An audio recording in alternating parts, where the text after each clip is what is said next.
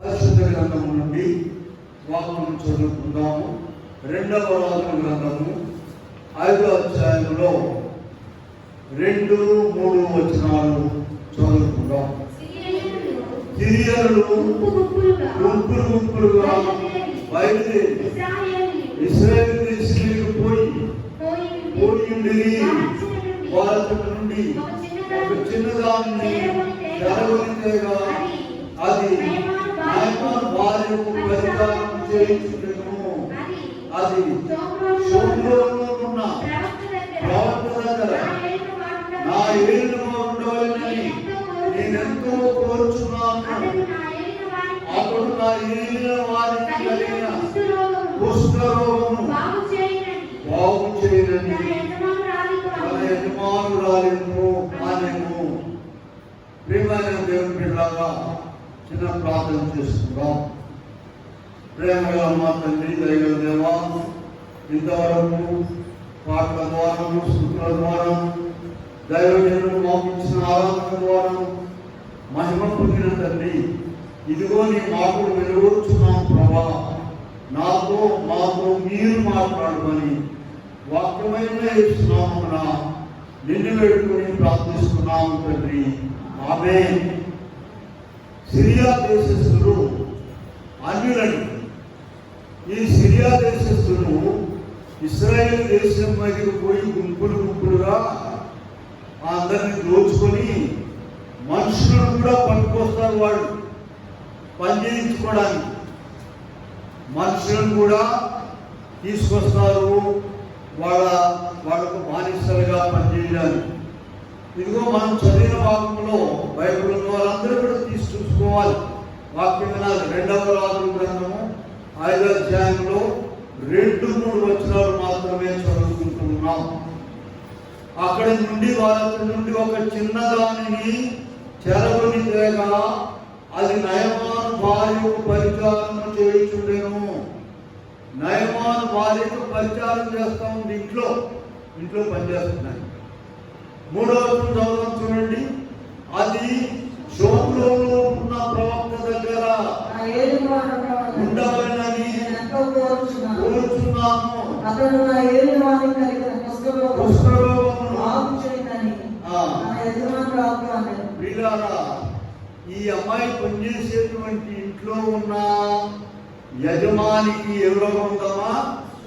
కుష్ఠరోగం ఉన్నది. ఈ అమ్మాయి ఏం చెప్తుంది? షోమ్రోనులో దైవజనుడు ఉన్నాడు, ఆయన దగ్గర కనుక మీరు వెళ్ళినట్లయితే నా యజమానుడు బాగైపోతాడు అని చెప్తూ ఉన్నది. అసలు ఈ నయమాన్ ఎవరో చూద్దాం. చూడండి, 1వ వచనం చదవండి. అదే అధ్యాయంలో సిరియా రాజు సైన్యాధిపతి అయిన నయమాను ఉండెను. అతని చేత సిరియా దేశమునకు కలుగజేసిండెను. దృష్టికి వాడాయను. అతడు మహాపరాక్రమశాలి ఉండేది, కానీ కుష్ఠరోగం ఉన్నది. మహాపరాక్రమశాలి. సిరియా దేశానికి మొత్తానికి కూడా పేరు ప్రఖ్యాతులు వచ్చినాయి ఆయన ద్వారా. ఆయన సిరియా దేశం యొక్క సైన్యాధిపతి. నయమాన్ ఎవరమ్మా? సిరియా దేశం యొక్క సైన్యాధిపతి. ఆ సైన్యాధిపతి ఇంట్లో ఎవరు పనిచేస్తున్నారు? దేవుని ప్రజలైనటువంటి ఇశ్రాయేలు దేశంలో నుండి పట్టుకొని వచ్చినటువంటి ఒక చిన్న పిల్ల. ఈ బైబిల్లో కూడా చూడండి, చిన్నది అనేటువంటి మాటను చూస్తాం. ఆ చిన్నది ఎప్పుడు కూడా ఏం చెప్తుంది? అక్కడ షోమ్రోనులో ప్రవక్తున్నాడు, అక్కడికి నా యజమానుడు వెళ్ళినట్లయితే బాగుపడిపోతాడు. ఎవరు చెప్తుందమ్మా? నయమాను భార్యకు ఎన్నిసార్లు చెప్పిందో వారు నమ్మి ఒప్పుకునే వారు కూడా చెప్తూనే ఉంది. లూకా సువార్త 4వ అధ్యాయంలో 27వ వచనంలో యేసు ప్రభు చెప్పిన ఒక మాట చూద్దాం. ఈ మాటనే ప్రభు చెప్పారు. మరియు ప్రవక్త అయిన ఎలీషా కాలం ముందు ఇశ్రాయేలీయులలో అనేక కుష్ఠరోగులను సిరియా దేశస్థుడైన నయమాను తప్ప మరి ఎవరు శుద్ధి ఉండలేదని నేను మీతో నిశ్చయముగా చెప్పుచున్నానని. ఇలా జాగ్రత్తగా విన్నారు వాక్యాన్ని. వాక్యం వినట్ల వదిలేయడం కాదు. నేను ఎందుకు అలా ఉండకూడదు, నేను ఎందుకు చేయకూడదనే ప్రశ్నలు రావాలి వాక్యం ద్వారా.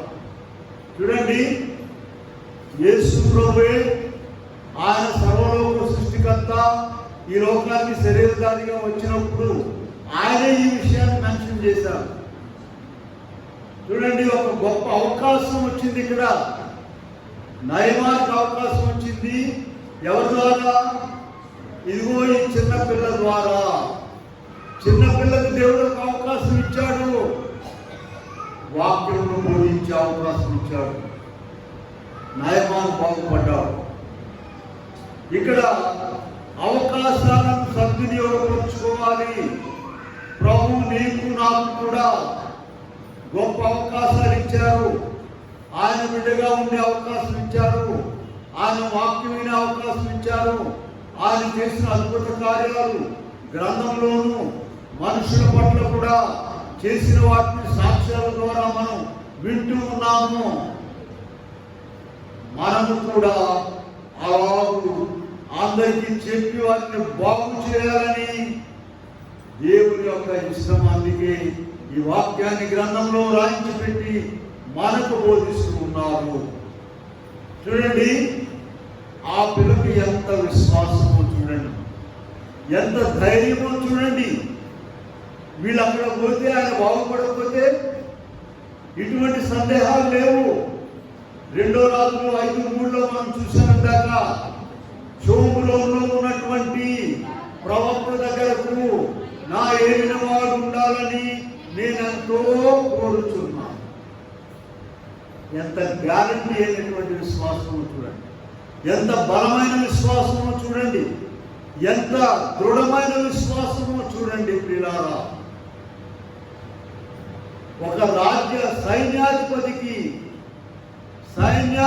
ఇంట్లో పనిచేసేటువంటి అవకాశము ఈ అమ్మాయికి ఇచ్చాడు దేవుడు. కృంగిపోలేదు, అయ్యో నేనేంది ఓడవడమును అంటున్నాము, నీ పని లేదు, నేను చేసేది నా జీవితం ఇట్లా అయిపోయిందని ఆమె కృంగిపోలేదు. ప్రియులారా, అవకాశాన్ని సద్వినియోగపరచు. ఆమె హృదయంలో దేవుని మాటలు ఉన్నాయి, నిండిపోయినది. చెప్పకుండా ఉండలేదు. ఆమె తన దుస్థితిని మైండ్లో కూడా పెట్టుకోలేదు. మనమైతే తెల్లవారు లేచి మనుషులను చూడడము, వాళ్ళు అట్లున్నారు, వీళ్ళు అట్లున్నారు, మనం ఎట్టున్నామేంది. వీళ్ళారా ఆలోచించండి, ఏ పరిస్థితులలో ఆ చిన్నది ఇశ్రాయేలీయుల దేశం నుండి చెరగొని చేయబడిన చిన్నది బోధిస్తుందో ఆలోచించండి. ఎవరికి బోధిస్తుంది? మామూలు వాళ్ళకి కాదండి, ఒక దేశ సైన్యాధిపతికి. ఆమెనేమన్నారంటే, సిరియా దేశానికి క్రైస్తవ రాయబారి. ఆమె మొట్టమొదటి రాయబారి. దేవుని మాటలను ఆమె తీసుకొని వెళ్ళింది. షోమ్రోన్లో ప్రవక్త ఎలీషా ఉన్నాడు, అక్కడికి వెళ్ళాలి, మీరు వెళ్ళాలి. వీళ్ళారా, అంత గొప్ప ఇంట్లో ఎన్నిసార్లు చెప్పిందో ఒకసారి 2వ దినవృత్తాంతముల గ్రంథంలోని ప్రధానం చూడండి. 2వ దినవృత్తాంతముల గ్రంథము 20వ అధ్యాయము 20వ వచనములో యెహోషాపాతు రాజు ఒక మాట చెప్తూ ఉన్నాడు. యూదావారులారా, యెరూషలేము కాపురస్తులారా, నా మాట వినుడి. మీ దేవుడైన యెహోవాను నమ్ముకొనుడి, అప్పుడు మీరు స్థిరపరచబడుదు. ఆయన ప్రవక్తను నమ్ముకొనుడి, మీరు కృతజ్ఞులగుదురు. ప్రియులారా, ఈ చిన్నమ్మాయి దేవుని నమ్ముకుంది, ప్రవక్తను కూడా నమ్ముకున్నది. స్థిరపరచబడింది. దేవుని నమ్ముకోవడం ద్వారా ఈ అమ్మాయి దేవునిలో స్థిరపరచబడింది. ఆయన ప్రవక్తను నమ్ముకోవడం ద్వారా ఏమైందమ్మా చెప్పండి? మీ బైబిల్లో ఉన్నదేగా. కృతార్థులు అంటే ఏంటి అర్థం కాదు. పాస్ అయిపోయారంటారే. ఆ రెండు పనులు ఈ అమ్మాయిలో చూస్తున్నాం. దేవుని నమ్ముకున్నది, దేవుల్లో స్థిరపరచబడి ఉంది. ఎటువంటి నమ్మిక? మనం చెప్పగలమా? అయ్యా మేము ఒక మందిరానికి వెళ్తున్నామండి, చాలా అద్భుతాలు జరుగుతున్నాయి అక్కడ అని ఇతరులకు చెప్పగలమా? అంత భక్తున్నదా మనకు? అంత దృఢమైన విశ్వాసం ఉన్నదా? ఆలోచించండి. దేవుని పని చేయడానికి ఏ స్థితిలో ఉన్నా కూడా ఏమి అవ్వదండి, పర్వాలేదు. దేవుని పని చేయడానికి ఇదిగో చెరగుని తీసుకొని వెళ్ళబడినామే, ఇంట్లో పనిచేసేటువంటి పిల్ల ఎంత పరిచర్య చేస్తుందో, ఎంత దేవుని మాటలు ప్రకటిస్తుందో ఈనాడు మనం తెలుసుకోవాలి, బుద్ధి తెచ్చుకోవాలని ప్రభు మాటలు మనకి ఇస్తున్నారు. 96 కీర్తనలోకి వెళ్దాం. చూడండి, 2వ వచనం చదువుకుందాం. 96:2 చదవండి. అనుదినము ఆయన రక్షణ సువార్తను ప్రకటించుడి. అనుదినము, చాలా అనుదినము ఎక్కడికి వెళ్ళినా కూడా అయ్యా ముందు నీకుండాలిగా నమ్మిక. యేసు ప్రభు అన్నిటిని బాగు చేస్తాడు, బాగు శక్తి గల దేవుడు, భూమి ఆయనది, ఆకాశం ఆయనది, ఆయన సమస్తం చేయగలడని నమ్మిక ముందు నీకుండాలి. అవతల వాళ్ళు ఏమనుకున్నా కూడా తర్వాత వారికి ప్రకటన చేస్తాం. అయ్యో వాళ్ళు ఆ కులము, ఈ కులము, వాళ్ళు ఆ మతస్థులు, ఈ మతస్థులు, అనవసరము. నీలో విశ్వాసము, వాక్యము వాళ్ళకు నిండిపోయి ఉంటే నీవు ఊరుకోవండి. కీర్తన గ్రంథంలో ఉన్నాం కదా, 40వ అధ్యాయంలోనికి వెళ్ళండి. దావీదు గారు ఒక మాట చెప్తున్నాడు 9వ వచనంలో, 40వ అధ్యాయం 9వ వచనంలో, నా పెదవులు మూసుకొనక మహాసమాజములో నీతి సువార్తను నేను ప్రకటించున్నానని నేనంటిని. యెహోవా అది నీకు తెలిసే ఉన్నది. సాక్ష్యం ఎవరిని పెట్టాడమ్మా? దేవుడినే పెట్టాడు. ఆడిడు రావనాడు, ఈయనాడు అని చెప్పడం కాదు. నా పెదవులు మూసుకొనక. పిల్లారా, ఇతను ప్రభు మనతో మాట్లాడుతున్నారు. నీ పెదవులు మూసుకోకుండా యేసయ్య దేవుడని ఏమి అన్నారు కదండి. నిన్నేం కొట్టరు తన్నారు, వాళ్ళు బాగుపడతారు, వాళ్ళు కూడా బాగుపడతారు. నీవు ఎక్కడికి వెళ్ళినా ఆ మాట చెప్పాలి. దావీదు గారు ఏం చెప్తున్నాడు? నా పెదవులు మూసుకొనక మహాసమాజములో నీతి సువార్తను నేను ప్రకటించి ఉన్నానని నేనంటిని. యెహోవాది నీకే తెలియను. ఎంత స్పష్టంగా ఉంది. ఆయన్నే సాక్ష్యం పెట్టాడు.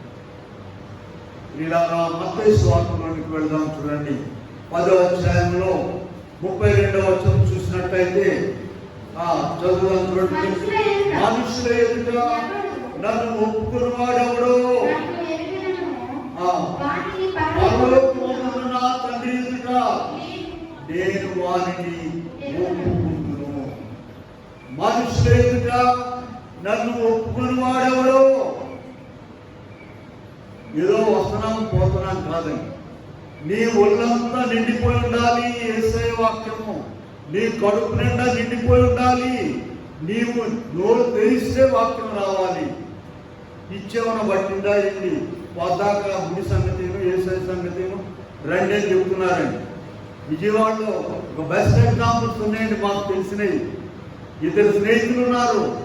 ఒక ఆయన నల్ల వస్త్రాలు వేసుకుని అక్కడ ఎక్కడికో వెళ్ళేవాడు. 14 సార్లు వెళ్ళాడు. ఆయనకి మందిరానికి యేసయ్యను నమ్ముకున్న మందిరానికి వచ్చాయని స్నేహితుడండి. ఈయనేం చెప్తున్నాడు? ఆయన ఒకసారి మా మందిరానికి రా, అక్కడ గొప్ప కార్యాలు జరుగుతున్నాయి, మంచి మాటలు చెబుతారని చెబుతున్నాడు. రావట్లేదు, వస్తాలని 2 మాత్రం మంచి మంచి స్నేహితులు ఊళ్ళో కూడా మనకు బాగా మంచి స్నేహితులు ఉన్నారు కమ్మా. వెళ్ళి ఆ సంగతి ఈ సంగతి కూరగాయలు బజార్లో ఆ సంగతి ఈ సంగతి మాట్లాడి వచ్చేస్తాం. అట్లాగా దేవుని సంగతి చెప్పం. చూడండి, ఆయనను 14 సార్లు వెళ్ళిన ఆయన్ని ఒకసారి తీసుకొచ్చాడండి. ఆయన వదిలిపెట్టట్లా, ఈయన వదిలిపెట్టట్లా. ఎందుకని వస్తానంటున్నాడు. ఎందుకు వస్తానంటున్నాడమ్మా? వాడిద్దరి యొక్క స్నేహము అంత బలంగా ఉన్నది. వచ్చాడండి, ప్రభు నమ్ముకున్నాడు. ఇప్పుడు ఆయన పాదిరి గారండి. ఈ 14 మాట ఆ ఊరికి పోయించిన ఆయన ఏమయ్యాడు చెప్పండి? పాదిరి గారు. ఈయన పాదిరి గారండి. ఈయన పాదిరిగా చేసింది ఎవరు?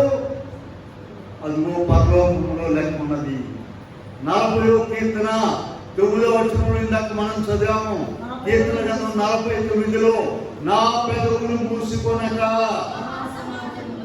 మహాసమాజంలో నీతి సువార్తను వినాలా. ఇదిగో మత్తయి 10:32లో చదివాము. ఎవరైతే మనుషుల ఎదుట నన్ను ఒప్పుకుంటారో పరలోకమందున నా తండ్రి ఎదుట నేను ఒప్పుకుంటానని యేసు ప్రభు స్పష్టంగా చెప్పిన మాట వింటున్నాం. కీర్తన గ్రంథంలో 71:19 చూద్దాం. చూడండి, 71 అధ్యాయంలో 19వ వచనం చూస్తే, దేవా నీ నీతి మహాకాశం కంటే ఉన్నతమైనది, గొప్ప కార్యము చేసిన దేవా, నీతో సాటి అయిన వాడెవడును లేడు.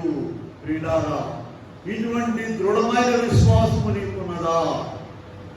ఎక్కడో లోకంలో ఉన్నాం కనుక అనేక మంది కలుస్తుంటారు, మనుషులు కలుస్తుంటారు. అయ్యా ఒకసారి నీవు మా మందిరానికి రా, గొప్ప కార్యాలు చేస్తున్నారు, లేదా భోజనం కడుతున్నారు, భోజనం తినేదురా. ఒక ఆమె ఇక్కడ అటు ఇటు వెళ్తూ పనిచేస్తూ ఉంటుందండి. నాతో ఏం చెప్పేదండి, అయ్యా నేను ఒకసారి వచ్చి మీ మందిరంలో భోజనం చేయాలని అంటుంది. తప్పకుండా రాము, వాక్యం వినడం కాదు, ఎట్లయితేమి అడుగు పెడితే చాలండి అని చెప్పేది. కానీ ఆమె రాలేదు పాపం. మరి ఎక్కడికి వెళ్ళిందో తెలియదు. కానీ కనుక ఇక్కడ ఆయన గొప్ప కార్యాలు చేస్తారట. ఆయన నీతి మహాకాశాలు కూడా పట్టదు. అటువంటి దృఢమైన నమ్మిక నీలో ఉంటే చెప్పకుండా ఉండలేదు. కనుక ఇక్కడ మనం చూసినట్లయితే మరి దేవుడు మనకు ఒక మంచి మందిరాన్ని ఇచ్చారు, ఆరాధన స్థలాన్ని ఇచ్చారు. ప్రియులారా, మనము ఎవరింట్లోనూ పనిచేసేటువంటి వాడు పని అమ్మాయిలాగా లేము. మరి అలాంటప్పుడు నీవెందుకు నీ స్నేహితులకు, నీ బంధువులకు, నీకు బాగా పరిచయమైన స్నేహితులకు ఎందుకు ప్రభువుని గురించి చెప్పలేకపోతున్నావు? ఇదిగో ఈ దినము మనం ప్రశ్నించుకోవాల్సినటువంటి ప్రశ్న. ఇశ్రాయేలీయుల దేశముల నుండి చెరగొని తేబడిన చిన్నది మనకు బోధిస్తూ ఉన్నది. ప్రియులారా, కనుక దీనిని బట్టి మనము ఎలా చేయాలో చూడండి. కీర్తన గ్రంథము 19వ అధ్యాయంలోనికి వెళ్దాం. చూడండి, కీర్తన గ్రంథము 19:1-2 వచనాలు చూసినట్లయితే, ఆకాశములు దేవుని మహిమను వివరించుతున్నవి, అంతరిక్షమాన చేతి పనిని ప్రచురము చేయుచున్నది, పగటికి పగలు బోధ చేయుచున్నది, రాత్రికి రాత్రి జ్ఞానము తెలుపుతున్నది. వాటికి భాష లేదు, మాటలు లేదు, వాటికి పొలమూలు భూమి గంటలు. ఇలా చూసారా మీ వాక్యంలో, నీ బైబిల్లో ఉన్న మాటలు చూసారా? ఆకాశములు దేవుని మహిమను వివరించుతున్నవి, అంతరిక్షము ఆయన చేతి పనిని ప్రచురము చేయుచున్నది, పగటికి పగలు బోధ చేయుచున్నది, రాత్రికి రాత్రి జ్ఞానం తెలుపుతుంది. వాటికి మాటలేదు. ఏంటి ఈ పగలేంటి, ఈ రాత్రి ఏంటి, ఎవడు పెట్టాడు? ఇది తెల్లవాడు పెట్టాడా, నల్లవాడు పెట్టాడా, లేకపోతే అమెరికా వాడు పెట్టాడా, రష్యా వాడు పెట్టాడా అనే ఆలోచన కొంచెమైనా ఉన్నదా నీలో? సృష్టి బోధిస్తూ ఉన్నది, దేవుని యొక్క కార్యాలను సృష్టి ప్రకటిస్తూ ఉన్నది. ప్రియులారా, వాడికి భాష లేదు, నోటి మాట లేదు, ఏమి లేదు. నీకు దేవుడు సృష్టి యావత్తులో నిన్ను ప్రథమ ఫలముగా అన్ని కలిగినటువంటి దానిగా నిన్ను ఏర్పాటు చేసినప్పుడు దేవుని మాటలు ప్రకటిస్తున్నావా? చూడండి, ఇర్మియా గ్రంథంలోకి వెళ్దాము. 20వ అధ్యాయంలో 9వ వచనంలో ఇర్మియా గారికి చాలా శ్రమలు వచ్చినాయి. నీళ్లు లేని బావిలో, పాడుబడిన బావిలో పడేశారు, కొట్టారు ఆయన్ని. 9వ వచనం చూద్దాం. 20వ అధ్యాయం. ఆయన పేరు నేను ఎత్తను, ఆయన నామమును బట్టి ప్రకటింపను అని నేను అనుకుంటున్నా.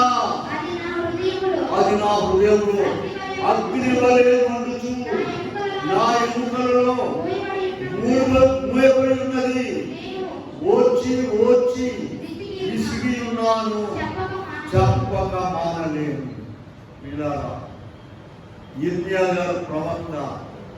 శ్రమలు ఎక్కువైపోయి నేను ఆయన పేరు ఎత్తను, ఆయన మాటే చెప్పనని అనుకున్నాడు. చూసారా? కానీ ఆ లోపల ఏమైందంటే ఆ మాట ఉండలేకపోయాడు, అగ్నిలాగా మండిపోతుందట. ఇలా ఆలోచించండి. ఈ మాటలు నీ లోపలికి వెళ్తే కాసరా ఆ ఇంటికి వెళ్ళిన తర్వాత ఇంటి పక్కనో ఇంటి ముందామో వెనకామో నేను మా బజార్లో ఉండి చూస్తుంటానండి. ఒక ఆమెమో ఇటు నుంచి వస్తుంది, ఒక ఇటు నుంచి వెళ్తుంది, ఇద్దరు ఆగేది.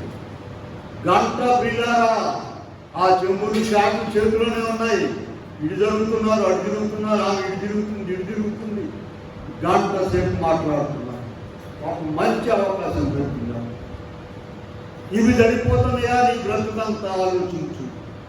నీ బ్రతికిదంతా సరిపోతుందా? ఎందుకని? నీలో వాక్యం లేదు. నీ కడుపులో ఒక వాక్యమైన ఉందా? ఒక రిఫరెన్స్ అని ఉందా? అది ఉన్నట్లయితే అగ్ని వలె మండుతుంది. ఇదిగో ఇర్మియా గారు ఏమనుకున్నాడంటే 20వ అధ్యాయం 9వ వచనంలో ఆయన పేరు నేను ఎత్తను, ఆయన నామమును బట్టి ప్రకటింపను అని నేను అనుకుంటున్నా. అది నా హృదయంలో అగ్ని వలె మండుచు నా ఎముకలలో మూయబడినట్టు ఉన్నది. నేను ఓర్చి ఓర్చి ఓర్చి ఏమయ్యాడట? ఇక చెప్తే కాదు, కుదరదయ్యా, మండిపోతుంది. మనం కూడా మండిపోతూ ఉంటాం తెలుసా? ఎవరి మీద కోపం. ఎందుకంటే దేవుడు లేక భక్తి లేక అసలు ఆమె ఎంతలో మాటలు లావుకుంటాయంటే ఒక అబ్బు ఎంతలో మాట్లాడింది చూసాను. సన్న మాటలు లావు మాటలు ఉంటాయి అన్నాం. ఇక ఆ మాట పట్టుకుని ఈమె ఒళ్ళు మండిపోతుంది. దేవుని మాట కాదు పిల్లారా, దేవుని వాక్యం కాదు. ఈ లోవ మాట ఏంటండి? ఇదిగో నరకానికి పోయేటువంటి మాట.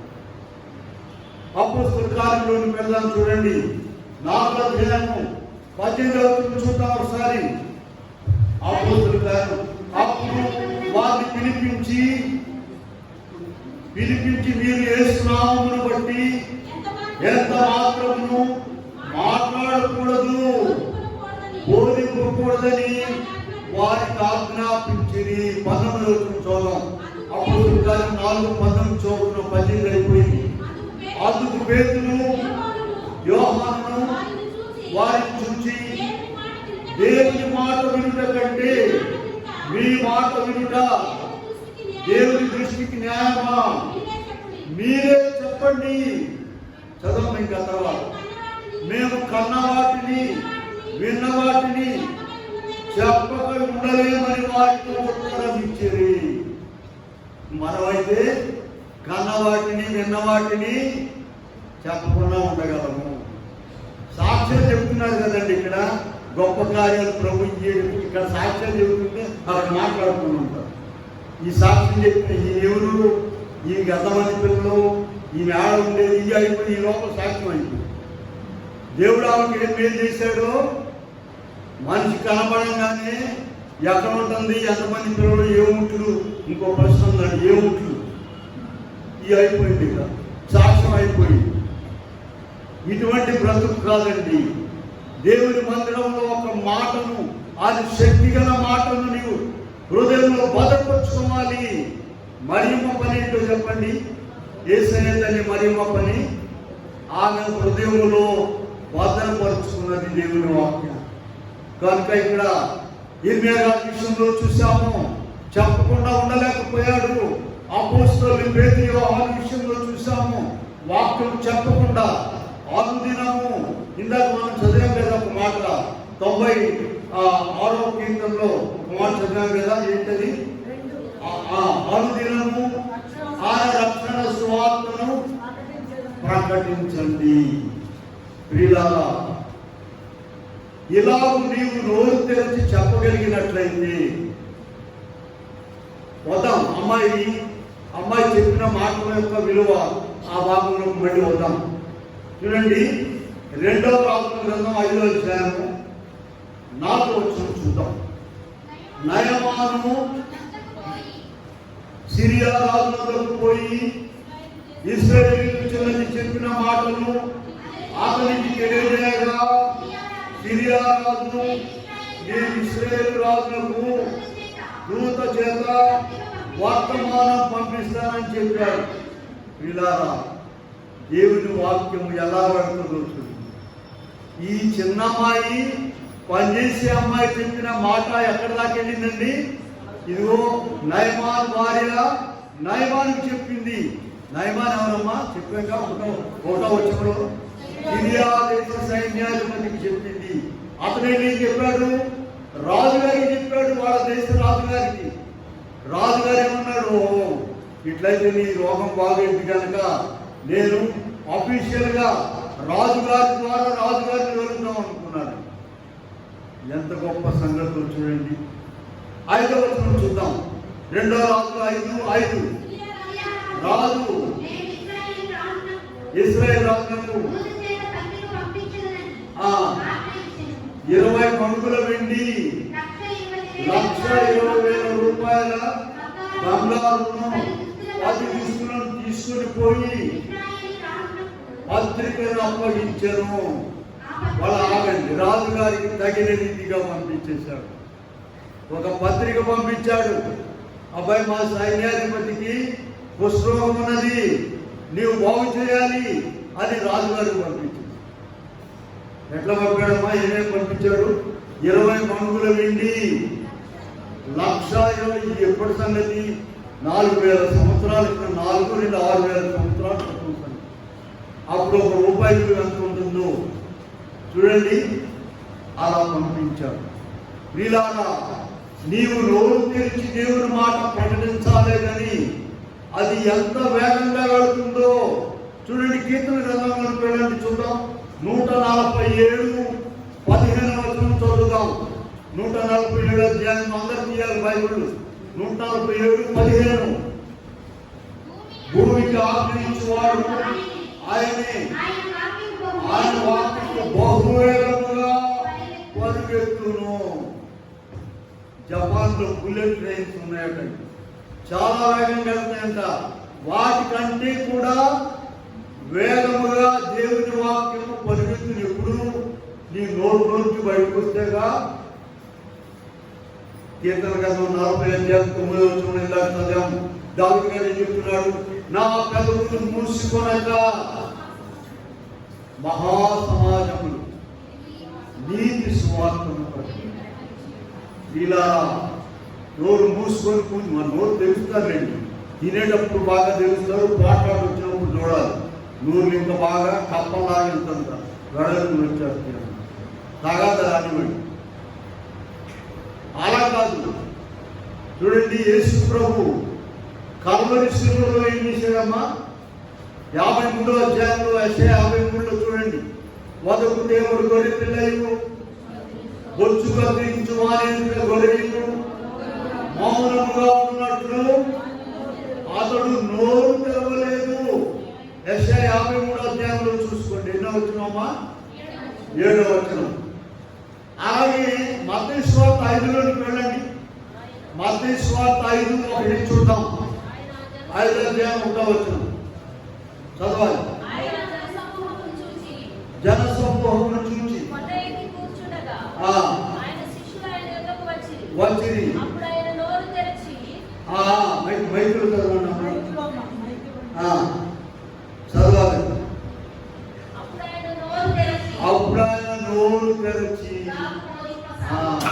వాక్యం చెప్పడానికి నోరు తెరిచాడు, పోట్లాడడానికి కాదు. తన మీద ఉమ్మేసిన మేకులు కొట్టిన ఒక మాట మాట్లాడలేదు. పిల్లారా, యేసు ప్రభువు నమ్ముకున్నాము, యేసు ప్రభులో ఉన్న మనము ఆయన దగ్గర నేర్చుకోవలసినది ఇదే. ఒక్క మాట, ఎక్కడ నోరు మూసుకున్నాడు, ఎక్కడ నోరు తెరిచాడో చూడండి. కనుక ఇక్కడ మనం చూసినట్లయితే పిల్లారా 147 అధ్యాయము 15వ వచనములో ఆయన వాక్యము బహువేగముగా పరుగెత్తును. అది మీ నోట్లో నుండి బయటకు రావాలే కానీ ఎవరేమనుకోవారు, లోకంలో ఉన్న మాటలా కాదు. ఇది శక్తి కలిగిన మాట, ఇది బలం కలిగిన మాట, ఇది మనుషుల హృదయాల్లోకి దూరిపోయే మాట. ఈ విని అలాగే మెదలకుండా ఉండడానికి చెప్పాలి. ఇదిగో నేను పలానా మందిరానికి వెళ్తున్నాను, ఇదిగో ఇంకా మనం చెప్పడానికి ఆయన ఒక స్వస్థత స్థానం ఇచ్చారు మనకి. ఎవరైనా వెళ్ళి చూస్తే ఏమంటారంటే, అబ్బో భలే ఉందండి. మా తమ్ముడు ఎవరైనా గుంటూరు నుంచి వస్తే వాళ్ళని అట్టకుండా ఇక్కడ వాళ్ళ ఇంటి దగ్గర నుంచి అటు తీసుకెళ్ళి చూపించొస్తాడు. అబ్బో భలే ఉందండి మీ స్వస్థత. ఇంకా మరి మీరే అనుకుంటున్నారు చూడండి. ప్రియులారా, ప్రతి శుక్రవారం అక్కడికి వెళ్ళి ప్రార్థన చేసి రావాలని నిర్ణయించుకున్నాము. కొన్ని దినాల నుండి వెళ్ళొస్తున్నాము. నిన్నగాక మన శుక్రవారం వెళ్ళొచ్చామండి. మళ్ళీ ఇక్కడ సాయంత్రం పూటానికి వచ్చాము. మన వాళ్ళు వచ్చేది చాలా మంది. శుక్రవారం నాడు మన ప్రతిష్టారాధన జరిగే ముందే అక్కడ ప్రతి శుక్రవారం అక్కడికి వెళ్ళి పని చేసి ప్రార్థన చేసి రావాలని ఆశిస్తూ ఉన్నాం. అడుగు పెట్టిన వారికంతా కూడా దేవుడు గొప్ప మేలు చేస్తాడు. అయితే ముందు నీకుండాలిగా స్థిరమైన బట్టి. అమ్మాయి ఏం చెప్పిందమ్మా, ఇదిగో శోభురంలో ఉన్నటువంటి ప్రవక్త దగ్గర నా ఏలిన వాడు ఉండాలని నేనెంతో కోరుచున్నాను. 3వ వచనం 2వ రాజులు 5. ఎంత బలమైన విశ్వాసం, ఎంత పిల్ల, ఎంత గొప్ప పిల్ల చూడండి. ఆ పిల్ల ఖచ్చితంగా ఒకవేళ అక్కడ దాకా మనకేం లేదు, ఈ మాట చెప్పాలంటే ఆధారమైన ఇక్కడ బాగుంది, మీరు తీసుకెళ్ళి ఏం చేస్తారు. దేవుని మాట అలాంటిది కాదు పిల్లారా. ఖచ్చితంగా రమ్మనండి. అమ్మగారు ఎవరికైనా ఏం చెప్తారంటే, బిడ్డలేదా రండి, మందిరానికి రండి, చూసుకోండి. ఉద్యోగం లేదా, ఇల్లు లేదా, మందిరానికి రండి. వ్యాధి ఏదైనా ఉన్నదా, హక్కులున్నాయా, రండి. నిలకడగా వచ్చి నిలబడిన వారికి దేవుడు ఇచ్చేసాడు. వచ్చామండి 2 రోజులు వచ్చామండి, 3 రోజులు వచ్చామండి, పొద్దున వచ్చామండి, సాయంత్రానికి మాకేం కనపడలేదంటే అట్లా కుదరదండి. నువ్వు ఎప్పుడెళ్తావో ఆయనకు బాగా తెలుసు. మోసగాడు మించిన మోసగాడు దేవుడు, మర్చిపోవాకండి.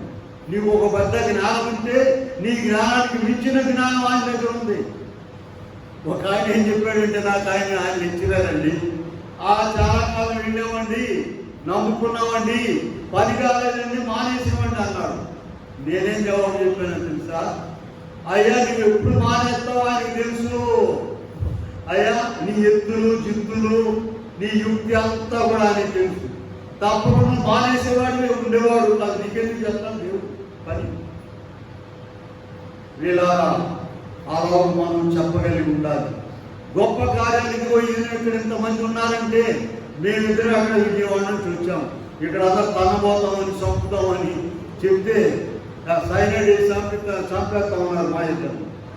మరి ఇప్పుడు వాళ్ళు ఎంతమంది వచ్చారు కదా. దేవుని మాట, దేవుని వాక్యము, దేవుని కార్యం ఇక్కడ ఉన్నది, దేవుని శక్తి ఇక్కడ ఉన్నది. అదే సాక్ష్యాలు వింటున్నాము. వీటిని నీవు ఇతరులకు చెప్పగలుగుతున్నావా?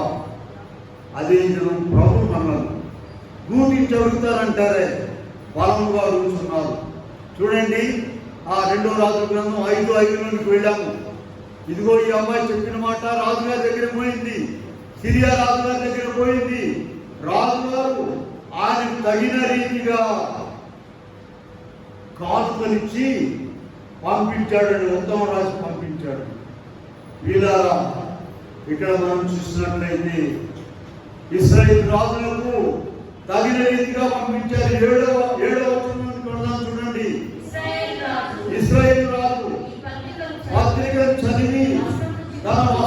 చెప్పుకొని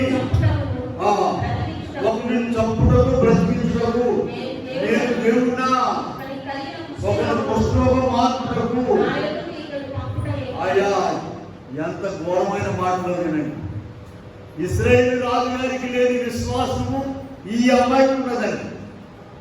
ఆయన బట్టలు చింపుకుని అయ్యో కుష్ఠరోగం మారడానికి నేనెవరిని, నాతో యుద్ధం చేయడానికి, నాతో తగాద పెట్టుకోవడానికి ఈ రకంగా సిరియా రాజు చేస్తున్నాడు కానీ ఇదేంటి అని అన్నాడు. ఎంత విచిత్రమైన మాటలు చూడండి. ఇశ్రాయేలు రాజుకు లేనటువంటి విశ్వాసము, ఇశ్రాయేలు రాజుకు లేనటువంటి భక్తి ఎవరికి ఉన్నదమ్మా? నయమాను సైన్యాధిపతి అయినటువంటి, సిరియా దేశపు సైన్యాధిపతి అయిన నయమాను ఇంట్లో పనిచేసే చిన్నదానికి ఉన్నది. ఇలా ఆలోచించండి. కనుక ఇక్కడ మనం చూసినట్లయితే అటువంటి విశ్వాసము, అటువంటి భక్తి. సరే, ఎలీషా గారికి మాట తెలిసిందండి. రాజుగారు ఏదో చిందులు వేస్తున్నాడయ్యా బట్టలు దింపుకొని అంటే నువ్వు ఎలీషా గారు కబురు చేశాడంటే, ఏమయ్యా ఎవడో ప్రవక్తున్నాడు అని నీకు తెలుసా? రమ్మను, ఆయన నా దగ్గరికి రమ్మను. 8వ చూడండి. 8వ ప్రవక్త ఎలీషా గారికి రాజు వస్త్రాలు చదవమాట వినబడినప్పుడు నీ వస్త్రములు ఎందుకు చింపుకొట్టివి? ఇశ్రాయేలులో ప్రవక్త ఉన్నాడని తెలియబడినట్లు నా యొద్దకు పంపించాడు. ఎందుకయ్యా నువ్వు వస్త్రాలు చింపుకుని పైకి కిందకి ఎగురుతావు, సీరియస్ అవుతావు? ఆయన యుద్ధం పెట్టుకోవడం లేదు, ఏమి లేదు, నా దగ్గర పంపించమను. వీళ్ళారా చిన్నది ఇది మనకు ఇశ్రాయేలు దేశం నుండి చెరపడి తేబడిన చిన్నది మనకు బుద్ధి చెబుతూ ఉన్నది. ఆలోచించండి. జీవగల దేవుడు నమ్ముకున్నావా నీవు? ఆయన శక్తి గలవాడని నమ్ముకున్నావా నీవు? ఆయన విశ్వసించావా ఆయన్ని? నీ విశ్వాసం ఎక్కడున్నది? నీ మాటలు ఎక్కడున్నాయి? బోధిస్తున్నావా? చెప్తున్నావా? ఇదిగో ఇంత గొప్ప కార్యాలు చేస్తున్నారు ఇక్కడ అని చెప్పగలవా? మనమందరం కూడా ఆమె లైన్లోనికి రావాలని ప్రభుత్వం మనతో మాట్లాడుతున్నారు. ఇందాక ఒక మాట మనం చదివాం, వాళ్ళకి జ్ఞాపకం చేస్తాం. చూడండి, 147 అధ్యాయంలో 15వ వచనం చదివాము. చదవండి. భూమికి ఆగ్రహించేవాడు ఆయనే, ఆయన వాక్యము బహువేగముగా పరుగెత్తును. చూడండి ఎన్ని స్టెప్పులో వెళ్ళిపోయిందో చూడండి. ఆ చిన్నది ఎవరికి చెప్పిందమ్మా? సువార్త. సువార్త అంటే యేసుప్రభు వార్తనండి. ఏది కాదు. లాంగ్వేజ్లో కూడా దేవుడు ఒక మంచి పదాలు, ప్రత్యేకమైన పదాలు రిజర్వ్ చేసి మన కొరకు ఉంచారు, మన దేవుని మాటల కొరకు ఉంచారు. సువార్త అనే మాట ఎక్కడైనా విన్నారా మీరు? ఎక్కడా లేదు. సువార్త అంటే యేసయ్య వార్త. ప్రియులారా, చిన్నది ఎవరు చెప్పిందమ్మా? నయమాను కాదు. నయమాను చెప్పగలిగిందాము. ఆయన గ్లౌజులు గిల్జులు వేసుకుని గుర్రాలు రథాల మీద తిరుగుతాడు. ఇంటికి వచ్చినాక 5 జీతాలు తీస్తే ఒళ్ళంతా కుష్టు వ్యాధి. అమ్మాయి తెలుసు, కాఫీ నీరు కప్పులు కడగడం అమ్మాయిగా. ఇక అక్కడ కూడా ఏం వేస్తాడు? డ్రామా. ప్రియులారా, చిన్నది ఎవరు చెప్పింది? నయమానుకు, నయమాను భార్యకి చెప్పింది వర్తమానము. నయమాను భార్య నయమానుకు చెప్పింది. చూడండి ఎంత నమ్మేటట్లు. దాని మాటలకి ఏమీ లేదు. అదే మాటలు ఊషి అమ్మాయి మాటకి ఏమైనా అనుకోవాలా?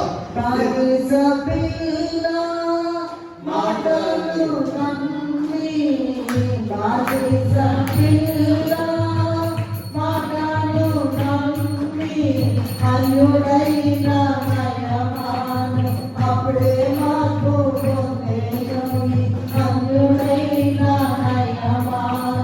అప్పుడే మాకు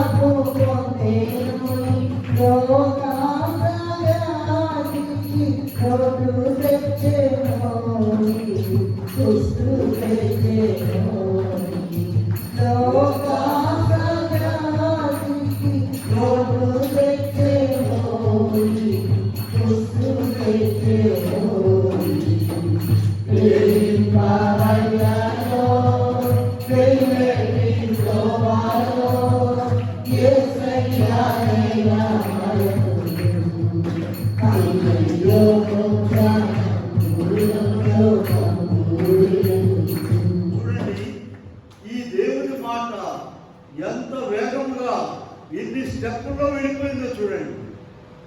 ఒకటి, ఆ చిన్నదాని నుండి ఇచ్చినటువంటి మాట ఎవరికమ్మా? నయమాను భార్యకు. నయమాను భార్య దగ్గర నుండి ఎక్కడికి వెళ్ళింది?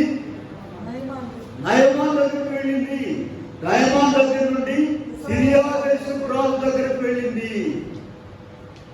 సిరియా దేశపు రాజు దగ్గర నుండి ఎక్కడికి వెళ్ళిందమ్మా? ఇశ్రాయేలు రాజు దగ్గరికి వెళ్ళింది. ఇశ్రాయేలు రాజు దగ్గర నుండి ఎక్కడికి వెళ్ళింది? ఎలీషా గారి దగ్గరికి వెళ్ళింది. 6 స్టెప్లు అయిపోయింది. ఎలీషా గారి దగ్గరికి వెళ్ళింది. ఆయన రమ్మన్నాడు, బాగు చేశాడు.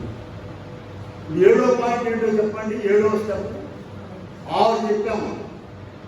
7వది ఏంటంటే మన దగ్గరకు వచ్చింది. ప్రియులారా, ఈ దేవుని వాక్యము చిన్నదాని దగ్గర నుండి, నయమాన్ భార్య దగ్గర నుండి, నయమాన్ దగ్గర నుండి, సిరియా రాజు గారి దగ్గర నుండి, ఇశ్రాయేల్ రాజు గారి దగ్గర నుండి, ఎలీషా గారి దగ్గర నుండి మన దగ్గరకు వచ్చింది.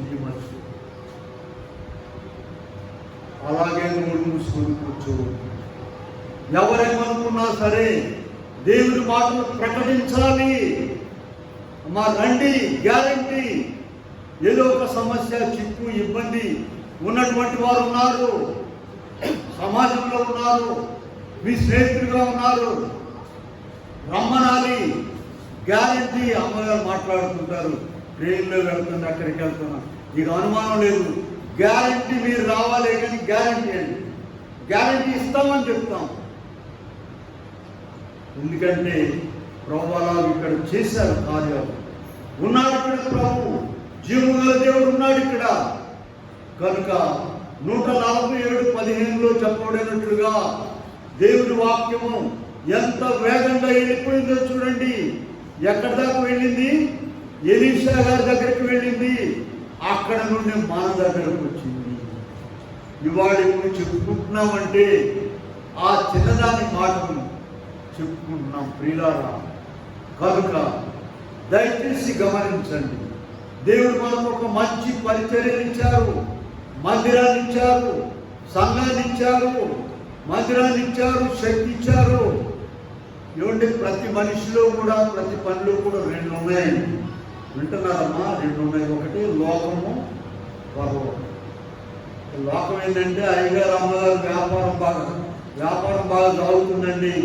వ్యాపారం ఇక్కడ మన వాళ్ళు ఉన్నారు కొంతమంది, మేమంటే మంచి ప్రేమ, మందిరానికి రాదు. కానీ అప్పుడప్పుడు ఏమంటారంటే నన్ను, ఎవరు బాగా సాగుతుందా అంటారు. ఏది సాగేది బాగానే సాగుతుందండి. సాగేది ఏం లేదండి, మేము వచ్చి ప్రార్థన చేసుకుని వెళ్తున్నాం, అదే సాగటం. లోకం ఏందమ్మా? కనబడంగానే అయ్యగారు, అమ్మగారు మంచి వ్యాపారము, బాగా వ్యాపారం చేసి సంచులు నింపుకుంటున్నారయ్యా. ఇదే అయిపోయింది. ఇక మన కాలం అంతా కూడా ఇదే అయిపోయింది. దేవుని శక్తికి ఆడుందండి అవకాశం. నాకు చెప్పేది చూసారా? నేను సాక్ష్యం చెబుతుంటే అక్కడ మాట్లాడుకుంటున్నాను. ఏమందండి, ఎవరిమే నీ పేరేంటి, నీకు పిల్లలు ఎంతమంది, మన పిల్ల పెళ్లి చేసిందంతకు ఎవరు ఇచ్చింది? సాక్ష్యం అయిపోయింది. ఇవా ఇటువంటి మాటల చూడండి, ఇటువంటి మాటల కొరకు కాదు మనం ఇప్పుడు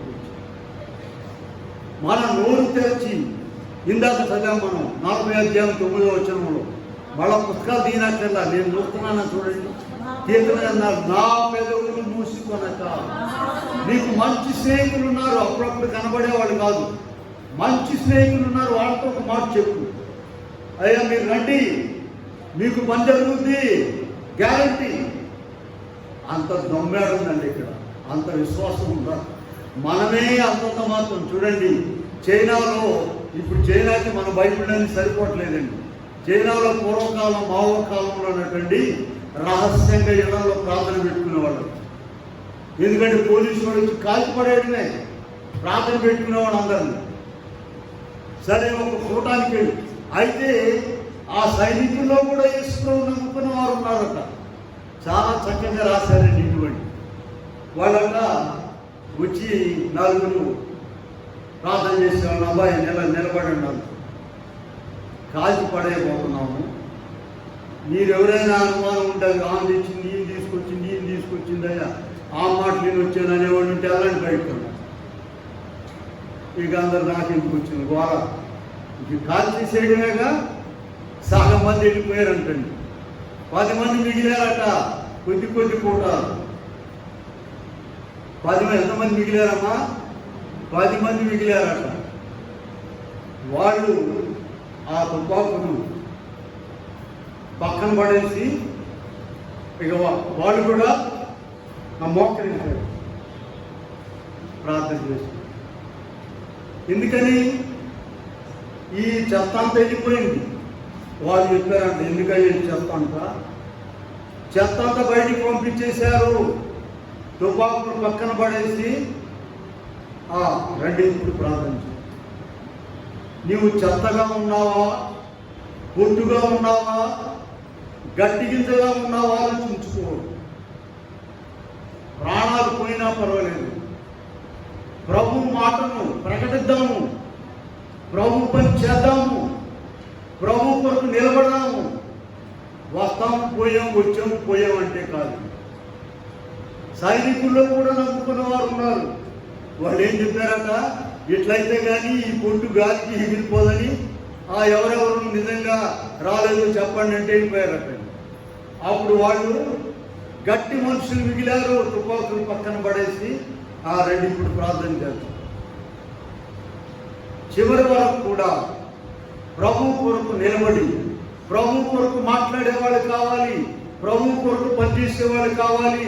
వెళ్ళాము త్వరగా పదండి, ఇంటికి పదండి. ఇంటికాడ పెద్ద మ్యాగ్నెట్ తెలుసా, ఇంట్లో ముందు రమ్మంట కలితే వచ్చి ఏం చేయాలి, పడుకోవచ్చు. లేదా వాటి దగ్గర కూర్చుని ఏదో దోచుకుంటుండ్రు, బజార్లో వాళ్ళు వెళ్తుంటారు, వాళ్ళని చూస్తావు. అంతే, మందిరంలో ఎందుకుంటావు? టకటకలు ఆడుకుంటూ చూడండి, కూటం అయిపోయిందంటే టకటాకి వెళ్ళిపోతారంట. వీళ్ళ అలా కాదు, ప్రయోజనకరంగా పనిచేద్దాం మనం. ఇది ప్రభు మనకి ఇచ్చిన వర్తమానంలో ఒక చిన్నది ఆనుకున్న విశ్వాసము ఇశ్రాయేలు రాజు కూడా లేదు. ఇక ఆయన కుష్ఠరోగం ఎవరు బాగు చేయలేడు అనుకున్నారు. చూసారా? కనుక అలా మనం పనిచేయాలని, ప్రార్థించాలని, ప్రభుకు సాక్షులుగా ఉండాలని, ప్రభు మాట నోరు తెరిచి చెప్పాలని ప్రభు ఇవాళ మనతో మాట్లాడుతున్నాడు. నీవు నోరు తెరిచి చెప్పగలిగినట్లయితే అది 145:17 వచ్చిన జాగ్రత్తగా గుర్తించుకోండి. ఏం చెప్పారంటే 15వ వచనం, ఆయన వాక్యము బహువేగముగా పరుగెత్తును.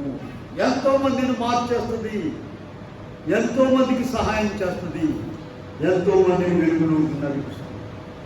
అలా ప్రభు మనకి ఇక్కడ గొప్ప మందిరాన్ని ఇచ్చారండి.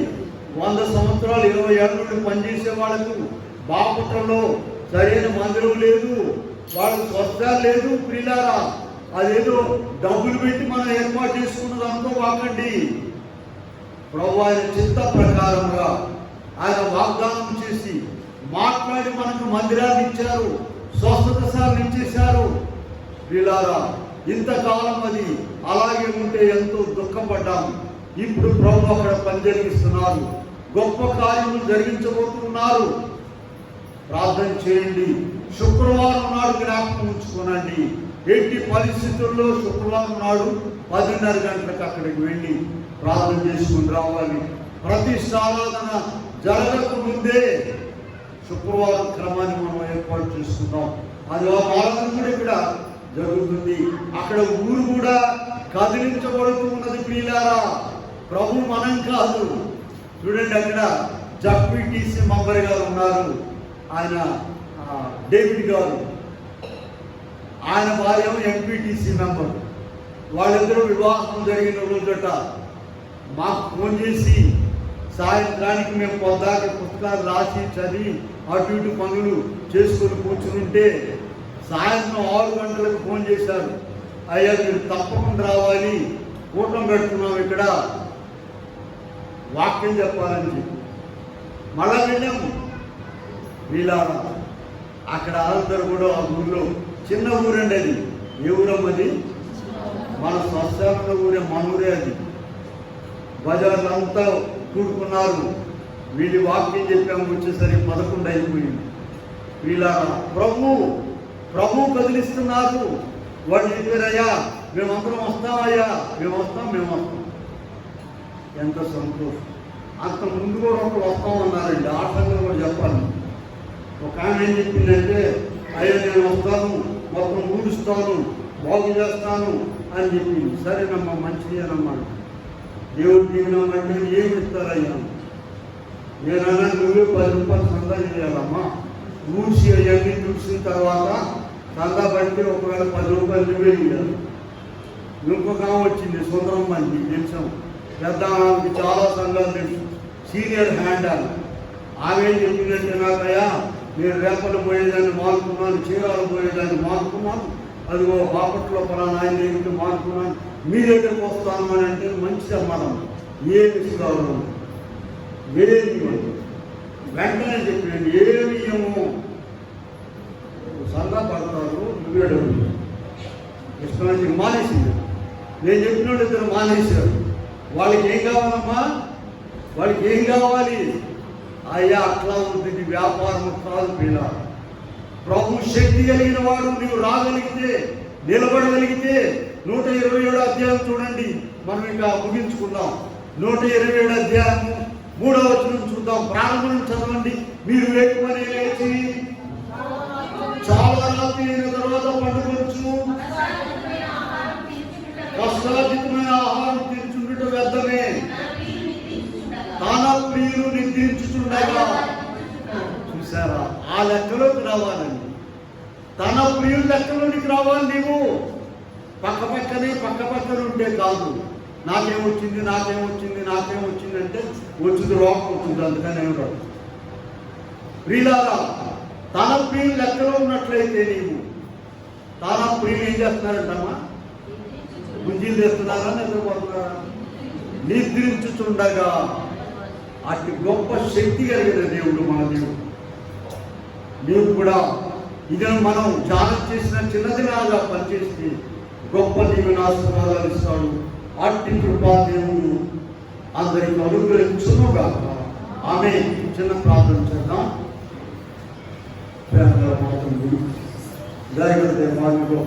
బట్టి ఎన్నో అయ్యా ఎంతో వాక్యహారంతో మమ్మల్ని పోషిస్తున్నాం ఆయన, బలపరుస్తున్నాం. అయ్యా బిడ్డల కొరకు ప్రార్థిస్తున్నాం.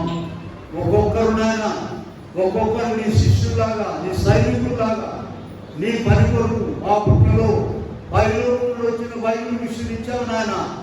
దానిని వ్యాపింప చేసే బాధ్యత, ప్రచురం చేసే బాధ్యత అందరికీ ఉన్నది కనుక అలాగే మేమందరము కష్టపడి పనిచేయడానికి నీవిచ్చిన గొప్ప సంఘమును నడిపించడానికి అందరికీ సహాయం చేయమని, దీవించమని యేసు నామములో వేడుకొని ప్రార్థిస్తున్నాము తండ్రి. ఆమేన్. Hello friends, welcome to our channel. I am glad that you came across our channel. మా వీడియోస్ మీకు నచ్చుతున్నట్లయితే లైక్ చేయండి, కామెంట్ చేయండి, షేర్ చేయండి, సబ్స్క్రైబ్ చేసి బెల్ ఐకాన్ని ట్యాప్ చేయండి. Thanks for watching. మర్నాథ్.